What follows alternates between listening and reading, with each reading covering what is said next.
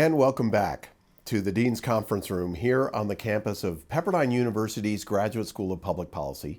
I'm Pete Peterson, the very grateful Dean of this graduate policy program. And we are here to begin our next session of our Roots of Political Economy series. Over the course of these videos, we've been exploring in a conversation format major thinkers and policymakers who have shaped the debates around government involvement in our economy. These debates go back centuries, but today we will be firmly situated into the 20th century and explore the debates between two policymakers, two political leaders, who, while they never technically ran against each other for public office, very much in their platforms did oppose one another in their views of the role of government in our economy. We'll begin with President Lyndon B. Johnson, and we'll set him against President Ronald Reagan. To enter into this conversation between these two men, I'll be in conversation with this gentleman, our Doxon Professor Emeritus, Dr. Gordon Lloyd. Dr. Lloyd. Thank you, Dean Peterson. I'm glad to be here to continue our story of going back to come back. So in this conversation, as we often do, I'll be pulling quotations from major speeches as a way to kind of situate the two arguments of these two policymakers. And for that, just to let the viewer know, I'll be drawing quotations from this book, The 100 Greatest Speeches of Ronald Reagan, as well as this book, The Speeches of President Lyndon B. Johnson.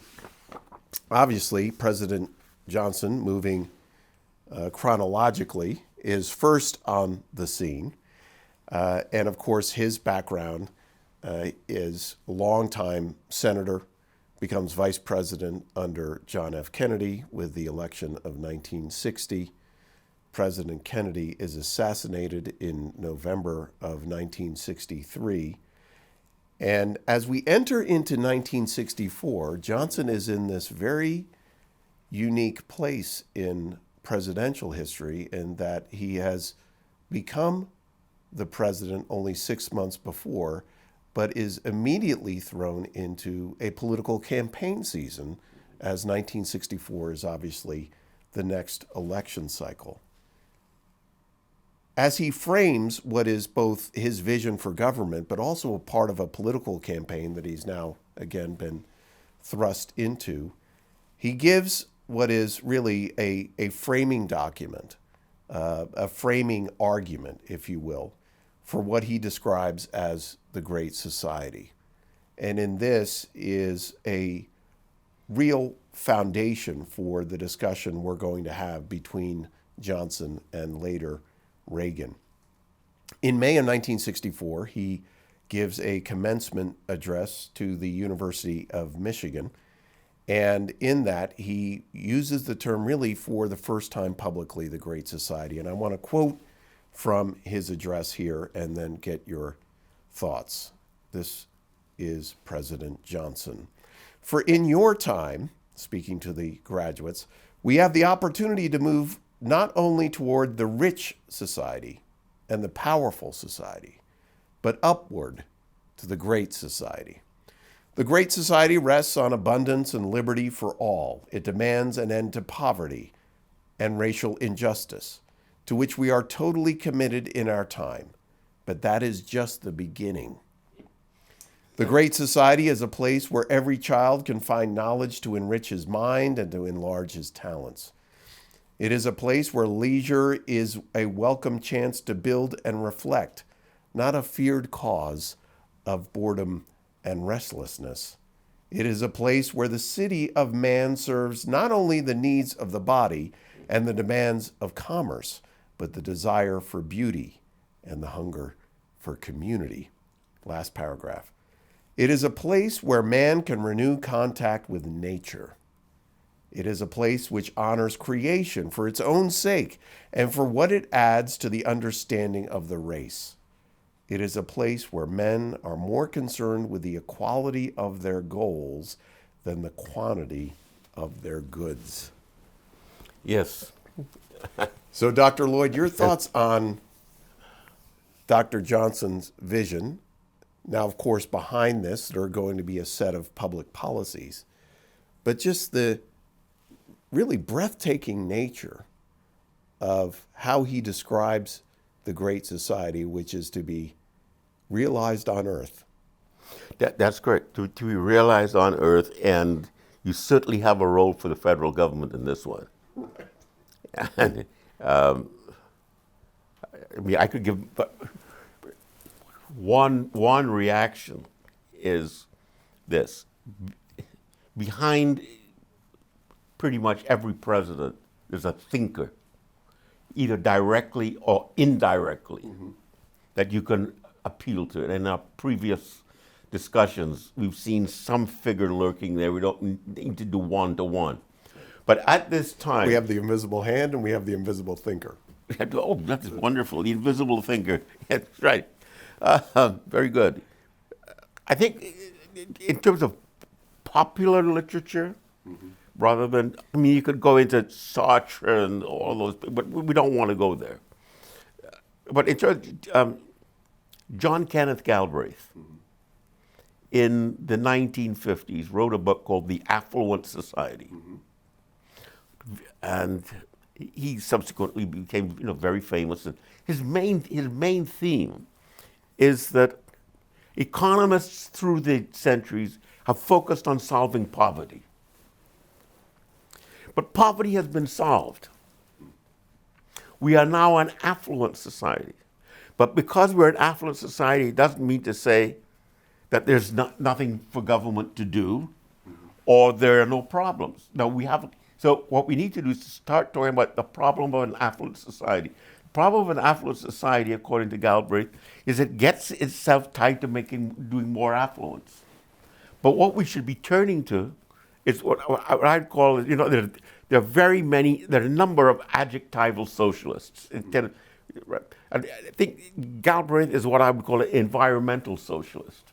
He introduces the role for government is to take care of the environment. You don't find that in FDR, kind of, what is the role of government? Right. So with Galbraith, he is sort of the intellectual backdrop to saying, we're now living in an affluent society. The production problem has been solved. Right. Now it's about distribution. Now it's about distribution. So he's not a Keynesian. Keynesian is get the government in the business of production. So in part, the Hoover-Roosevelt debate is who produces the most, the best, etc., to solve the problem of poverty. But now we've got the environment.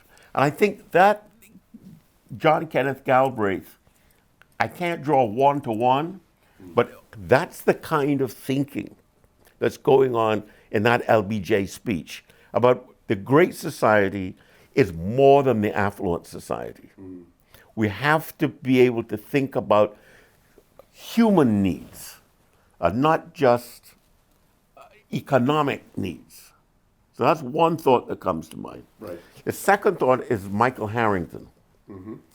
And he wrote a book called The Other America, which is an adaptation of the theme that we've been looking at, the forgotten man. Right. And for Harrington, the forgotten man in the American story is the black man. And so what Harrington does is to bring the notion of, he's still interested in poverty, but there is a group of people in America that you can identify as poor and left out of the system. And it is the racial question. So Harrington introduces the racial question as an important role for government to tackle. So in a Great Society speech, I'd see both Galbraith and the idea of the environment, and I can see Harrington and the notion of race. Yeah. Well, I want to get to these later in the speech where LBJ goes into the specific areas that he wants to focus on because they overlap directly with what you said. But I just want to pause here to remark on the incredible scope that he is looking to realize. Yes. Right? I mean, just to pull back here to a couple of these quotes, it is a place where leisure is a welcome chance to build and reflect, not a feared cause of boredom and restlessness. So somehow government now is going to be involved in how we experience our leisure. It is a place where the city of man serves not only the needs of the body and the demands of commerce, but the desire for beauty and the hunger for community. Right.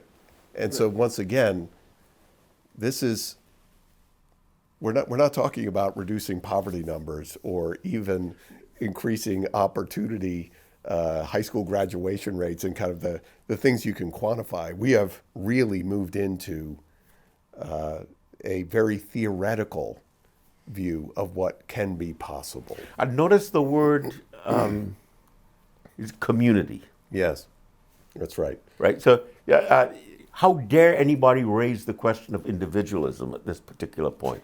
Rugged individualism is clearly in the dustbin. Right.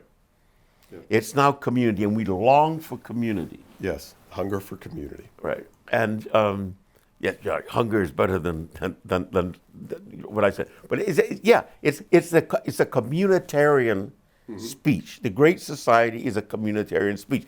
So immediately I sit back and I think about this notion of a community. It's an idea of local and private. If you look back at the history, when Roosevelt and Hoover were having their debate, the population in America was about 135 million people. Say, right?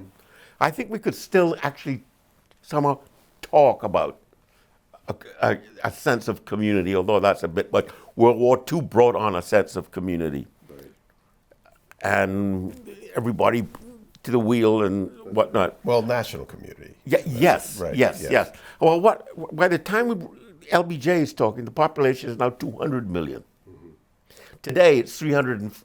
So the whole concept, what kind of community is he talking? How is it possible to have a community of 200 million people? That sounds like a participatory democracy model, which is only possible in the mind of a thinker who has the leisure to imagine this. Yep. There's another sort of psychology behind this, that somehow leisure can produce two things. Right. It can produce loneliness, or it can produce opportunity of some kind. And I'm reminded of an earlier conversation you and I had about what would the Marxist vision look like? Yeah, right. Now, this is not Marxism. No. This is an American sort of progressive, which has moved beyond solving unemployment. Right. And it has moved into race. And it has moved into leisure. Right. And it has moved into flowers and plants. Right, the environment, right. Right, it's moved into all of those things. I'm reminded that it's only in one place, in a piece called The German Ideology, where Marx takes sort of response. He asks himself the question, which people obviously must be asking it. So what does your great society, what does your look like? And he describes it with a straight face. It's where I can fish in the morning. Right. I can read books in the afternoon. Right. And I can become a critical critic. Not even just a critic, but a critical critic in the evening, just as I have a mind to. Right. So I can farm without being a farmer. Right. Yeah. So somehow it's a watered down, Americanized version of this picture of a great society. So a great society is more than an affluent society. Well, and it gets to this other line here, and then I want to get more into the policy piece, but this last sentence from the passage I quoted, it is a place where men are more concerned with the quality of their goals than the quantity of their goods. Yeah. Now, the good life. Right, but also a moral view, if you will. that that because the President of the United States is saying this, and he then moves into a policy-related speech, that this somehow moral or ethical quality of the community, of the country, is going to result from these policies. Well, let's remember who he's speaking to. And I'm a person who likes to look at who you're speaking to, what is the context, without staying in the context, without staying in his speech, right? Yep. He's speaking to graduates. He's not telling them like Roosevelt did Right, in the Oglethorpe. in the Oglethorpe speech that, you know, are you better off today than you were 4 years ago? No. But with LBJ, he's saying, this is something that I have to admit that I don't, I have a bit of a problem with, so I just come up front and say I have a bit of a problem. Yeah. It's the idea that youth can change the world. And they ought to change the world. And what a university is supposed to do is to be the environment within which this flowering can occur. So he's speaking to a university audience. And he's saying, he doesn't ask, are you better off? What you can become. Right. So life is becoming. Just imagine what a world would be. And somehow henceforth, we have to listen to the young. In the past, we used to listen to as long as they say something different than the place that we are today. Yes, it's a becoming. Right. But it's inherently progressive, is what I mean. Yeah, that's right. The progressive movement has to sort of reinvent itself or make progress, otherwise it wouldn't be progressive. Right. So it's always progress. There's never an end. But there's a natural appeal to engaging the youth in this way. Yes, because you can't teach old dogs new tricks. Right. And so he's a teacher, right. Johnson. So so this is his key speech about what it. By the way, go ahead. No, so I want to get into the policy piece because he does go there in this 1964 Michigan address, in which he says the Great Society is going to focus in 3 areas, and now we're starting to, again, move into a policy direction. Cities, rural areas, which is essentially the environment, and schools. Mm-hmm. And so here's a quotation again from the speech, LBJ. We are going to assemble the best and broadest knowledge from all over the world to find those answers for America. I intend to establish working groups to prepare a series of White House conferences and meetings on the cities, on natural beauty, on the quality of education, and on other emerging challenges. And from these meetings, and from this inspiration, and from these studies, we will begin to set our course toward the Great Society. So here we are, the enlightened administrator. In this case, we've now gone beyond the administrator to say we are going to pull together this team of experts, and they are the ones that are going to essentially tell us, now that we've set the framework on what we're going to address from a policy standpoint, right? We're going to look at cities, we're going to look at the environment, and we're going to look at education. But we're going to come to that piece not through some democratic process, but through the gathering of experts and the compiling of studies. You see, this is so fascinating. For us, the democratic process, the old-fashioned understanding of democratic process is consent of the governed. Mm-hmm. And so it comes... Of the people, by the people, for the people. Right, there you go. That's Lincoln, you got, who were the founders. Yes. Consent. And the deliberate sense of the community. Right. Through deliberation, etc. All right, now, how do we get the consent of the community in this model? Social science. We'll hold a group, but we will have a control group. we will have a group, I don't mean like we mean monopolize, right? But what we will do is somehow by polling, somehow by this scientific method, we'll be able to have a cross-section of people and put them in a room, a town hall meeting, a this, that, and the other. But they're picked ahead of time. Right. And we will ask them questions. And from that, we will listen to the Democratic. China does that. Right. All the better to build something in a community. So they invite members of the community to come in and talk. It's not old-fashioned consent. Yeah, It's new-fashioned consent, which is guided by saying that we're talking about a group, and in order to do that community, we have in our minds what a community looks like or should be drawn from. Well, I'm gonna maybe challenge you a bit here. I think where he's going here is to say, not that we're going to take some cross section of American citizens that are balanced by race, gender, color, whatever the case might be. This is we're going to go to experts, and experts are going to tell us what to do.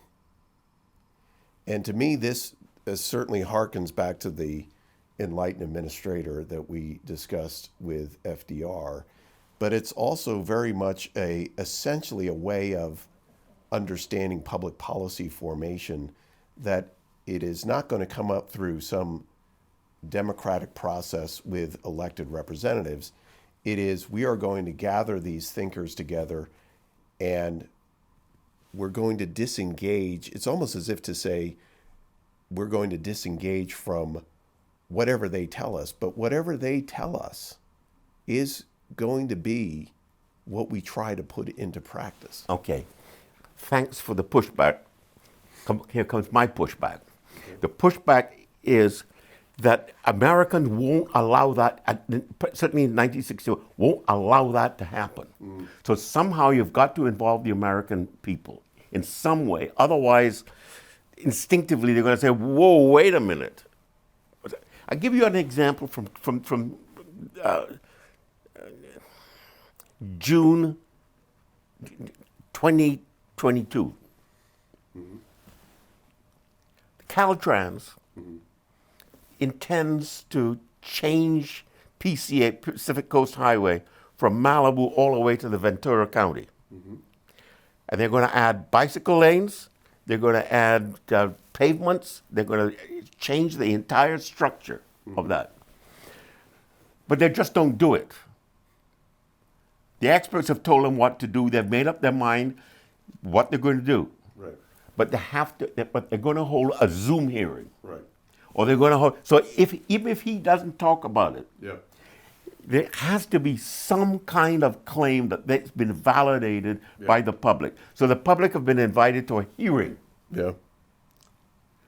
But the public does not actually have the final say, but we hear you. We've listened to you. No, I totally agree. I would just say, and you're helping me understand this, the power of this rhetoric here.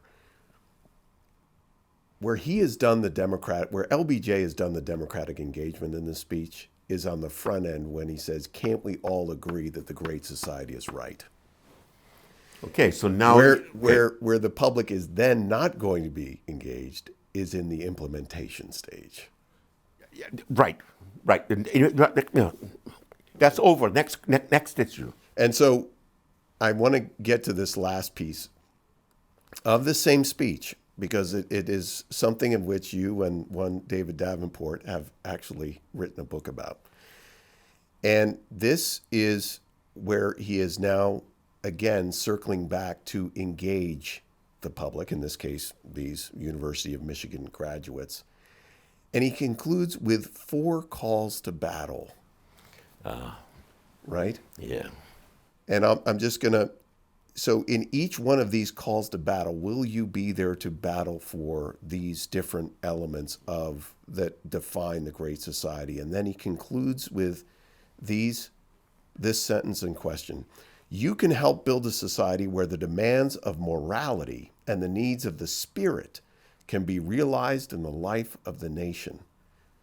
So will you join in the battle to give every citizen the full equality which God enjoins and the law requires, whatever his belief or race or color of his skin? Yeah. And so once again, we've started with a view of democratic engagement, which is to say, can't we all just agree that the Great Society is something that we all want? Then he goes to the implementation stage where he says, this is going to be about experts, folks. And they're going to have to tell us what to do. But once they do, we're going to implement it. And then the call back to the public at the end, which is essentially, literally, a call to battle. Now, you've written on the use of war terminology and rhetoric in broader political discussion. The war on poverty, which comes out of many of these Great Society programs, is just one. We've had a war on drugs. I mean, but here is a literal call to battle. The importance of that in political rhetoric.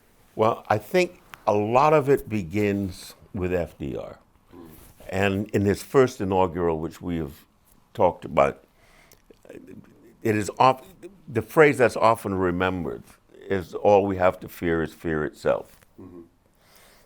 But there is another phrase in there which I think addresses your point directly.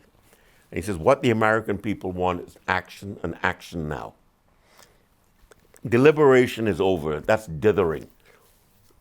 Right? Rome is burning. That's right. Yeah. Here, we're burning for the ideal city on a hill, but not going to leave it on the hill. Right.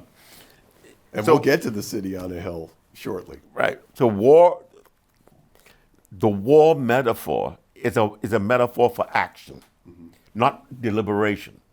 So the one thing, the Hoover-Roosevelt debate, and now we're getting into the LBJ Reagan debate, is what is the role of deliberation? Mm. And if we are an action-oriented... And I would say democratic engagement of the public versus engagement by experts. But that's why I say we have these hearings, which is the attempt to bring democracy into the process, so that it's validated by some democratic means.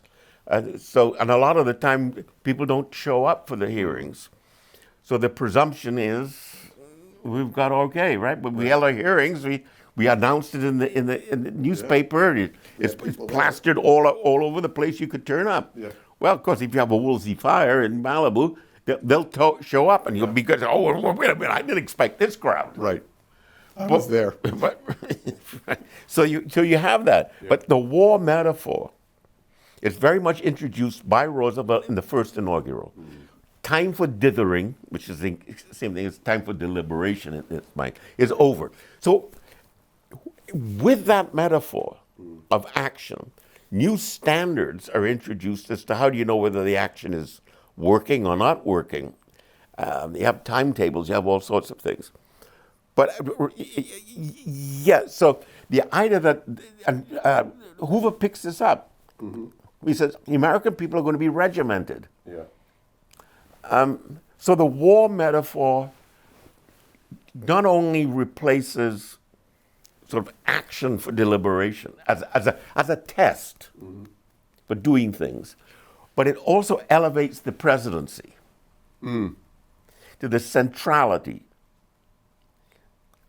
of the whole point. So much so that since FDR, through LBJ and everything, we wonder about these midterms. Right.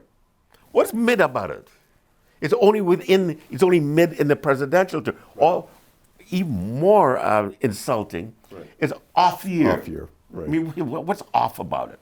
So so with the war metaphor comes action. Yeah. And and not just action, but action that does not broker disagreement. Because once someone makes the call to battle, Then you fall in line. Then you fall in line. Okay, so then the president is commander-in-chief. That's right. And then you have your various war departments that you declare. So the war on poverty. That's it. It's you're going to declare war. We are not going to tolerate this anymore, and we're going to war. And the only outcome of a war is not compromise, but victory. That's it. And the strategy is going to be set by White House conferences and meetings. Yes. And from these meetings and from this inspiration and from these studies, we will begin to set our course toward the Great Society. Right. And you know what it reminds me of after all these years of teaching? What the universities have become. Meetings. After meeting. What are you doing about it? Well, this is for another video. I know. We're meeting. That's democratic. See, I called them in. I'm meeting. Come on, we haven't even gotten to Reagan yet. But we are now. Now, I'm sure many of our viewers will, in seeing that we've situated LBJ against Reagan, will say, well, one was president in the 60s, one was president in the 80s. When did they ever overlap? Well, they actually did in 1964. Absolutely correct. And so I've just given this quoted from LBJ's Great Society speech in May of that year. Well, in October of that year, Ronald Reagan strides to the stage to give his A Time for Choosing speech on behalf of the Republican candidate. Again, 64 is an election year, Barry Goldwater. And it's really the first time Reagan moves into this national political stage. And I think any historian of Reagan would say this was also a time for choosing for him and for the Americans who saw him. This was the beginning of his national political career. So in this, he's obviously on behalf of Barry Goldwater, who is running against LBJ, who has given this Great Society speech, actually in the same year critiques it. So I wanted to quote from this, again, his Time for Choosing speech, October 27th, 1964. This is Reagan. In this vote harvesting time, they use terms like the Great Society, as we were told a few days ago by the president, we much accept a greater government activity in the affairs of people. Now, he goes on to recite a variety of government programs that constitute the Great Society. And at one point, I thought this was particularly interesting. He sets a time frame that refers back to the New Deal. Now, as we discussed in our conversation around Hoover and FDR, Reagan was a big FDR fan and voted for him. Yeah. But here is Reagan introducing, in comparing where we are with this Great Society that LBJ has framed, looking back at the New Deal. And here's this last quotation here from the speech I wanted to get your opinion on. Quote, well, now if government planning and welfare had the answer, and they've had almost 30 years of it, shouldn't we expect government to read the score to us once in a while? Shouldn't they be telling us about the decline each year in the number of people needing help? Now, this echoes a bit of Hoover. Yes, it does. Right? In 36, as he's looking back on 4 years of the New Deal saying, hey, I'm seeing a lot of action, but I'm not seeing a lot of results, at least if the scoreboard is meant to be reducing economic misery and unemployment and those kinds of things. Now, Reagan, as much a fan as he is of FDR and of at least the rhetoric around the New Deal, seeing this massive new set of government programs in the offing as outlined within the Great Society, is now calling again to look at the scoreboard and saying, how is this government intervention working?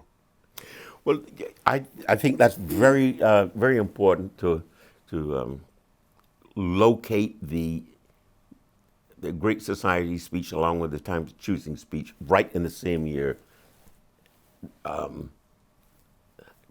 Because, there is a discussion going on, and you're right, the audience might think 1960s for LBJ and 1980s. So, That's very, very important. And I've wrestled with this for a long time. What Reagan seems to be saying, and I say I've wrestled with, is that somehow there's something fundamentally different about LBJ's Great Society and FDR's New Deal. Because he voted for Reagan, he voted for FDR twice, and in his diary he says, the press wants to nail me by saying that I'm anti-New Deal, anti-FDR. Right. And he said, no, I'm not. I'm anti-Great Society, and I'm anti-LBJ's Great Society. I'm not. I am a Reagan Democrat. Yeah, yeah. And so there's a twist to that, which people at the time couldn't quite grasp. So what is it? This is the rest. What is it about the New Deal that Reagan could feel comfortable with, including at the time of the New Deal, because he voted for FDR. He can still feel comfortable about certain aspects of the New Deal, so that conservatism is going to conserve some of that. That's not part of the argument. So I have to keep asking, what is it about LBJ's Great Society speech that turns him in his way, other than say that he wants to be president, other than the the low ground arguments that might be given, and what is it that we're going to choose? So why is it this time? And somehow, if we choose incorrectly this time, there's never going to be another time to choose. Right? That's one thing that goes through my mind. Right? The other one was, what's so fundamentally different? Well, I think what is fundamentally different for me is that the whole role of government has gone beyond what Reagan, his kind of conservatism, can tolerate. So I'm not going. In fact, he says, I'm not going after Social Security. Right. That's off the table. Right. So what is he going at on the table? It's this notion that the role of government is beyond what the New Deal did. So what is it? I think it's the culture. It's getting into and I have an LBJ's kind of response to Reagan. Yeah. And that is just what FDR gave to Hoover. The point is not to solve unemployment. The problem is not to do such and such. It's to transform America's mind of thinking. And isn't that amazing? We're going to come back now to Johnson in 1965 here in a second. But in the debate set already in 1964 between Reagan and LBJ, there is a bit in political rhetoric about setting goals which are immeasurable as a way of avoiding responsibility, right? I mean, if you're going to set a place where leisure is going to be creative instead of boring, I mean, this is a pretty difficult to measure world, right? And so when Reagan, throughout the speech, he just goes after program to say this is what is being proposed. We are not seeing it be delivered on. It makes sense if you're going to be pushing for a progressive policy agenda, that as much as there's a lot of math in there are a lot of spreadsheets, there are a lot of programs, but if the framework by which we're going to evaluate them is, are people going to be concerned by the quality of their life as opposed to the quantity of their things? I mean, so I want to jump ahead. We're now after the election. Obviously, LBJ has been elected, and we are on to realizing the policy agenda set forth in the Great Society.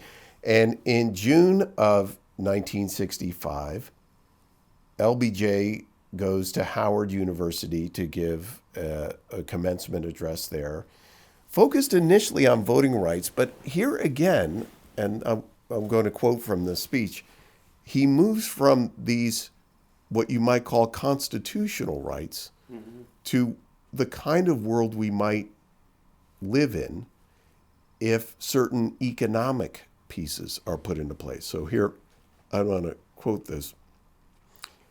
This is LBJ. There is no single easy answer to all these problems. Jobs are part of the answer. They bring the income which permits a man to provide for his family.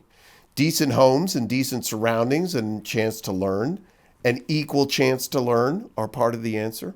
Welfare and social programs better designed to hold families together are part of the answer. Care for the sick is part of the answer.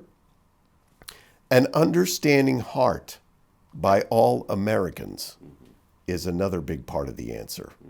And to all of these fronts, and a dozen more, I will dedicate the expanding efforts of the Johnson administration.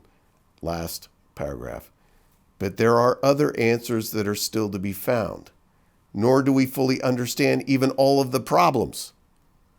Therefore, I want to announce tonight that this fall I intend to call a White House conference of scholars and experts and outstanding black leaders, men of both races, and officials of government at every level.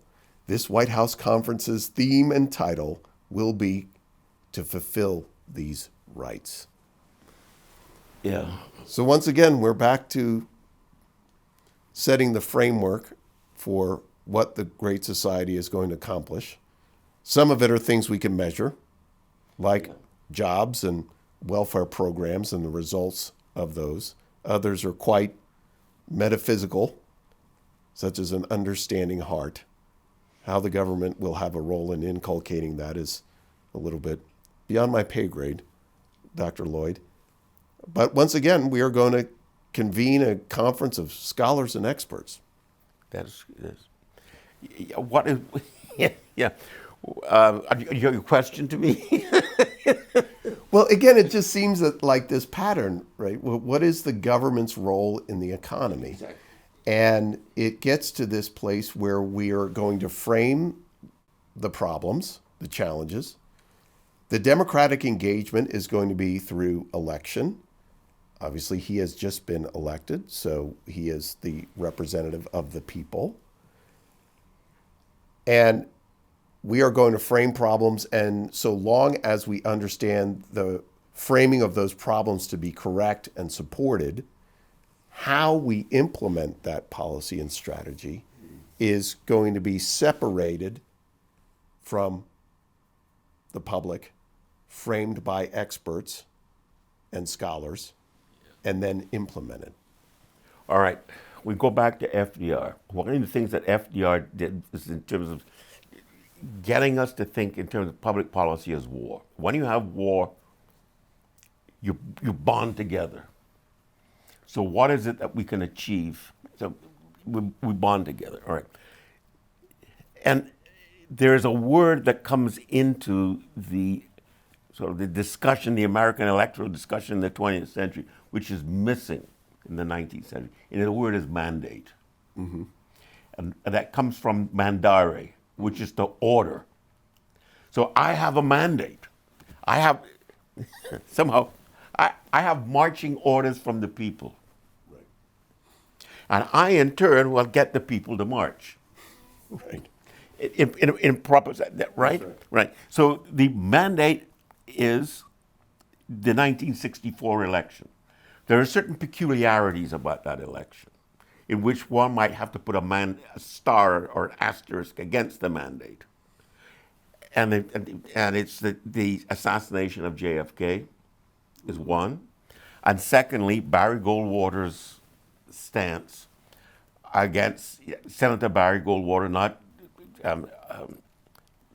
voting in favor of the civil rights law, in which did, by the way, get a majority vote of both Republicans and Democrats in the House and the Senate. Right. So Barry Goldwater set himself off as an outlier. And what it did was to sort of reinforce the perception that states' rights is opposite to civil rights. Mm-hmm. Okay? Mm-hmm. So if you put that, you put two asterisks against the mandate. One of my questions then is, 20 years later, Reagan gets elected, pretty much on that same speech he gave 20 years before, in which he didn't have Goldwater get elected. Yeah. So something happened to the American electorate, within the 20 years, even if you cannot measure precisely what has gone on, we can measure in an imprecise way the votes of the American people who giving but Reagan didn't get a mandate. This whole concept of mandates is something that's entered our discourse, and it tends to confuse us. It tends to encourage us to believe that public policy is mandated by the people and run by experts. That's where the people come.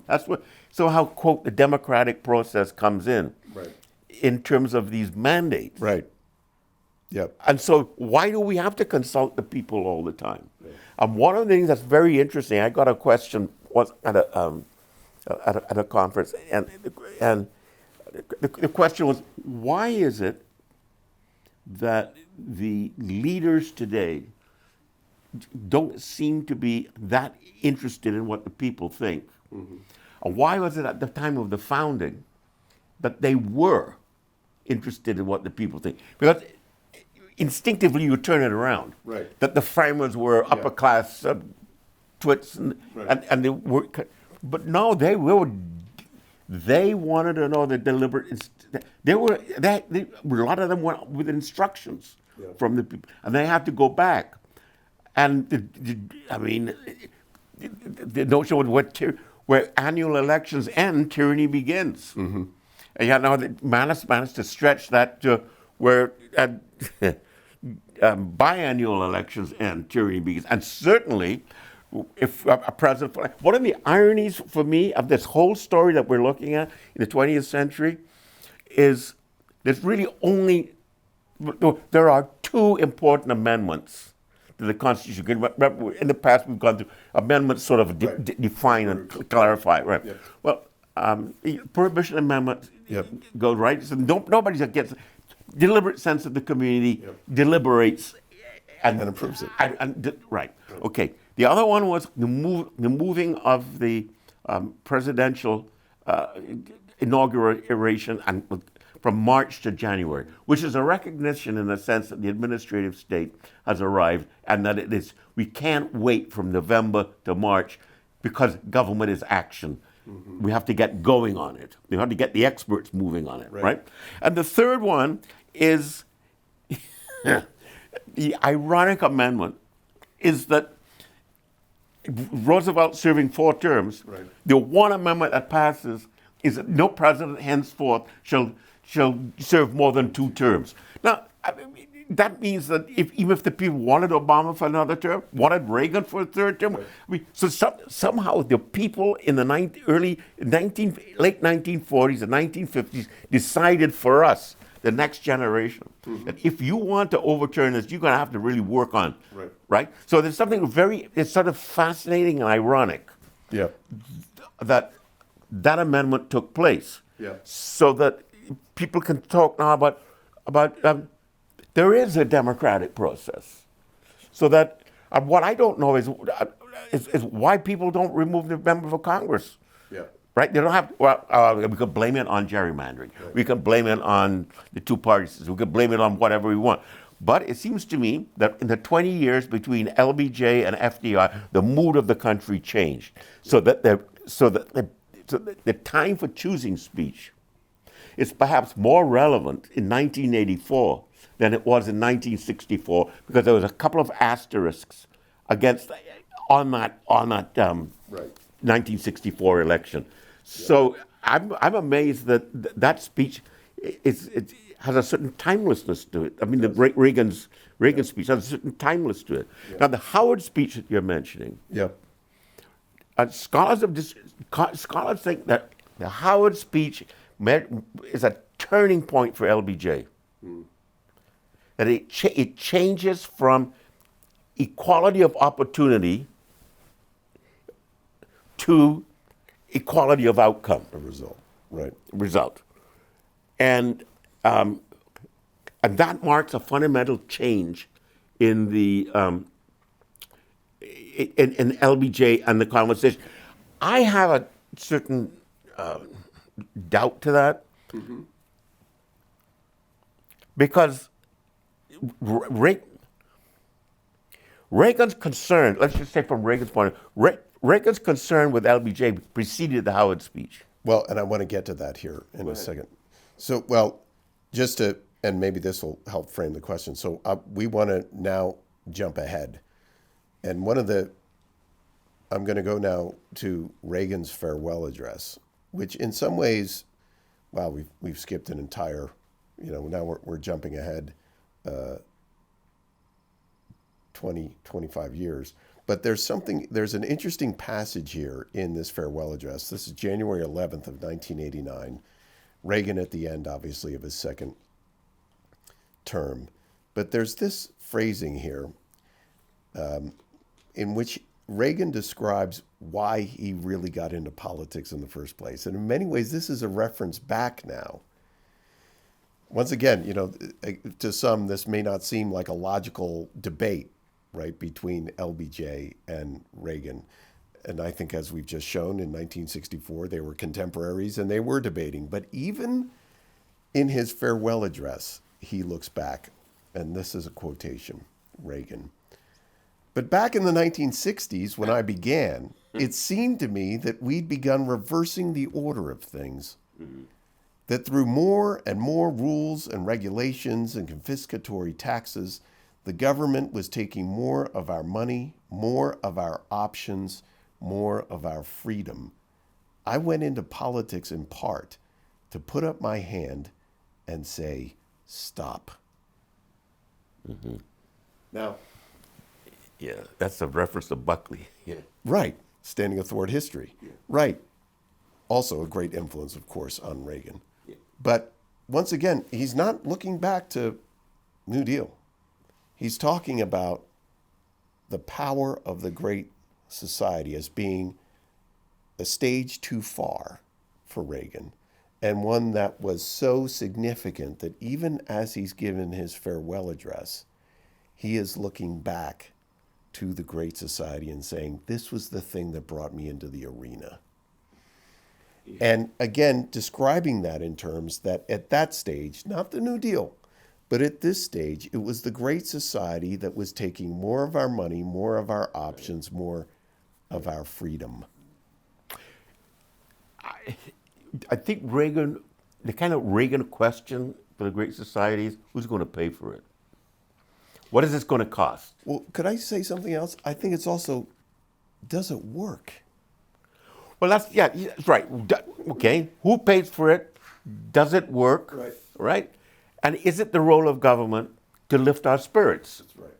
And so we get back to this whole idea, even if we think that we settle it, I think, to talk about the School of Public Policy here for a moment, that one of our foundational questions is, what should government do? We don't answer it, we raise the question. Right. And then say, well, what should, once we've try to grasp that, is it a Great Society kind of role for government? Mm-hmm. Is it a New Deal role for government? Mm-hmm. Is it a Reagan kind of role for government? Is it a mixture? But liberals accept certain things as you move on. Mm-hmm. Must conservatives accept things as you move on? If we decided what government's role is, and we could change our mind, but if we could answer that question, then which level of government should do it? Mm-hmm. Right. And then which branch of which level should do it? Right. And the idea of action man government, and somehow the president is the only person that represents all of America. Mm-hmm. That kind of view, I think, is what Reagan is. See, the role, government could set out programs and you could say, try to measure them, and you've been asking that question, and can we measure them? But there's another role for government which has crept in, and that is somehow the role of government is either to help us transform ourselves or to set a transformative climate. And so, something I wasn't planning to go here, but it just strikes me, and just to step back and looking at our Hoover-Roosevelt conversation, that I think one of the things that Reagan, that FDR, that really attracted Reagan to FDR and how he saw the Great Society as different there's a big difference rhetorically between the forgotten man and the Great Society. Right? The forgotten man is personal, Yeah. is individual, Yeah. is seeing a role for, is somebody who has been forgotten and needs to be remembered. The Great Society is a society. It's a mass. It's the masses living in a particular vision that's out there. And to your point about this transformative nature of the role of politics and policy, I think that was one of the things that really, Reagan, who fought communism, Yes. that the New Deal wasn't the step towards communism because it was about helping the forgotten man, in Reagan's view. The Great Society, as outlined and defined as we have here by LBJ, was a vision. Yeah. It's a vision, and you and I have talked about this over the years. To what extent does the vision motivate people in their lives? And visions are much more sort of attractive than it is problem solving. I mean, people just turn off. I mean, it's a guy giving me an ABCs on how to turn water into wine. So, no, they want the wine, Right. and they want the highest class of wine for everybody. Yeah. To the extent that the forgotten man is still in the concept of LBJ, it is the black man. And I think that if there's anything transformative from, shifting in LBJ, in the Howard speech versus the Michigan speech, it is the racial component. And that's something that that FDR, the racial component, is not critical. The forgotten man is the working man, right? For LBJ, to the extent that there is a forgotten man, other than it's all of us, Right. lest we forget what human life is supposed to be about. Well, and again, just to go back to that speech at Howard, but there are other answers that are still to be found, nor do we fully understand even all the problems. Therefore, I want to announce tonight that, we're convening this task force. And he says, and to all these fronts and a dozen more. Look at the word fronts. Yeah. War battle. That's right. War, the war analogy. It is really sunk into that. And he says it without, it's second nature. Yeah. The idea of the fifth column. Is it going to be all of that?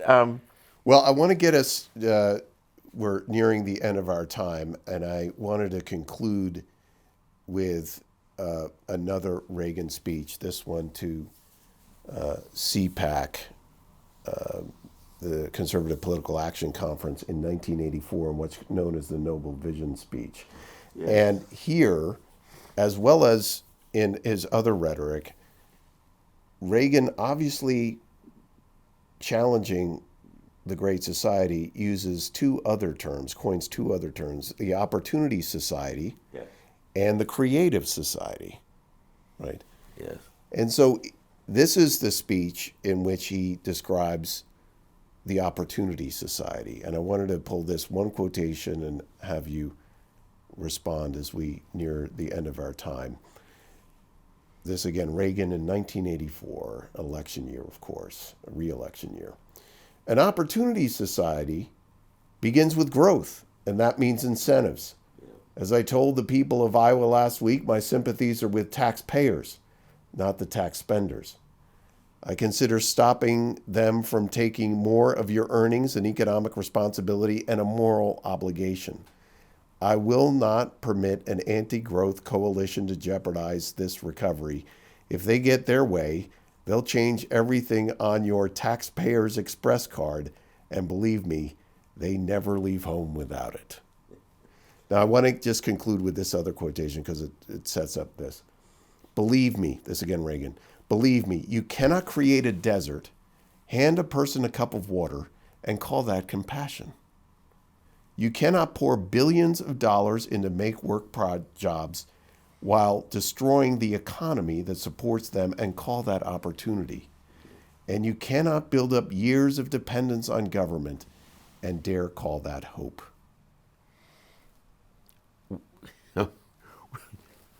To which my response is Reagan's challenge is the era of trying to produce growth is not over. And one of the assumptions behind the Great Society program is that we've solved poverty, except for black people.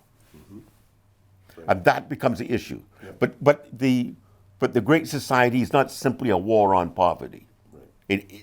It is a war on poverty. Right. And it's a war on racism. Right. And the environment and 12 other fronts. On 12 other fronts. That's great. And so I get that Reagan said, well, who's going to pay for this? And is it working? And he'd ask, is it working? And he would hope by just listing this, the community listening would say it's not working. Yeah. Right? And what am I paying for? What? Well, as he says here, you cannot pour billions of dollars into make-work jobs while destroying the economy that supports them and call that opportunity. But you see, what you and I talked about earlier in this segment was that you're starting, the Great Society programs are starting from the Galbraith assumption that we're living in an affluent society. It's a distribution problem. It's a distribution problem. So therefore, we can allow ourselves to dream, and dream the impossible dream. We can do that. That's what human beings should be doing, not dealing with little things. Right. We've solved that, and Reagan is saying you haven't solved that. And to me, if you look back forward, was the Reagan Revolution successful? First of all, what was the Reagan Revolution? And the idea is to stop the Great Society, right? Did the Reagan Revolution succeed? Well, I think what it did was to sort of bring back the notion into America that that individual responsibility is important. At least it reinforced that notion. It didn't do away with it. We're still talking about great societies. Yeah, right. Still mandates, still wars, still all of that, right? And now, and there's a split. In fact, in the 1960s, part of that conservative movement coming together was Reagan's notion of the three legs on the stool. That conservatism is not monolithic. There's a libertarian issue, right? So if you were to say that, go back to the old forgotten man understanding, for Reagan, the forgotten man is the taxpayer. Mm-hmm. Yep. Right? So that's one stool. The fiscal stool, the fiscal responsibility. And so today one might ask is to what extent conservatives fiscally interested in that fiscal responsibility question Very anymore. good question, yes. Right? But that's a Reagan challenge of a time for choosing. Yep. That's one of the stools, right? And I mean one of the legs on the stool. And the Philadelphia Society was created in the 1960s to bring together these elements to see what they had in common. Right. And the one thing they could always express in common is dislike for the Great Society programs. Right. And that's the one thing they had in common. And the economists can clearly say that you think you've solved the economic problem, and you haven't. We still have economic problems. Well, I think it's worth noting as we come to a conclusion that, I'm not going to quote from it here, but in the same Noble Vision speech, 84, again, a re-election year for Reagan, he goes down point by point everything that the so-called expert economists said was going to redound from the Reagan Revolution set of fiscal and economic programs, right? That we were going to see increasing unemployment for as long as the eye can see. We were going to see inflation increasing for as long as the eye can see. We were going to see all these deleterious effects, which by 84, 82 was a bad time, right? But at the same time, I think we can all agree today, looking back on the necessity of gaining some control of the money supply through higher interest rates, and certainly the tax cuts that were put into place as well, did bring about that kind of environment that in many ways defined the opportunity society that he describes, or the creative society. No, yeah, I think that's right. And if you look back from today and say, did the Reagan Revolution succeed? One has to again ask the question: well, what? How do you measure it? Mm-hmm. What is it we're doing about program? Did the taxes really fall that much? Did such and such? Well, the study, I can tell you that I've been doing work on Thomas Piketty, yeah, right, and the story of equality, which really for him is a story of inequality. Right. And he, looking back at all his statistics and maps and whatnot, and he tries to show that the middle class is the one thing that's grown, and so that the upper class and the lower class has always been there. But what has happened up until 1980, mm-hmm, up until Thatcher Reagan, we had a genuine march toward equality. This is Piketty. This is Piketty. And so the urgency in his book is to say that the Reagan Revolution, the key was changing the taxes. Mm-hmm. We're from 70% and whatnot all the way down to 30% of what. Right. And what that did was to starve the welfare state. Mm-hmm. And so what Piketty's arguing is an increase in an increase in taxes again, right, and to extend the welfare state to be able to go even further than what it did before, to give more rights. Yeah. And so have more people getting rights from the government. We are now beyond the Great Society when you get to Piketty. Right. And so the problem for Piketty is that there was a Reagan Revolution, yeah, even if it doesn't go down nitty-gritty measurements. Right. That is the key, the changing of the attitude towards taxes. Well, I think, Dr. Lloyd, you've set up our next conversation with Piketty, but this has been a wonderful time together. I really appreciate it. I appreciate it very much indeed. You've always been very good to talk with. You do your reading. It's great as somebody responding to an interview to know that they've done their reading, they've done their work.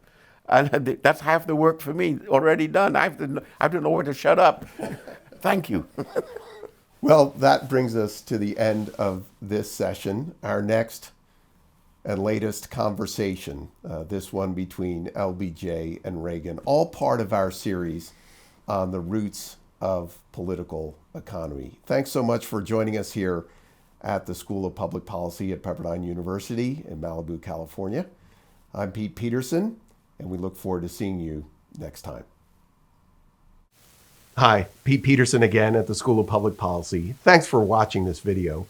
To support future video and event productions, please click on the link below and support our work. Thanks so much.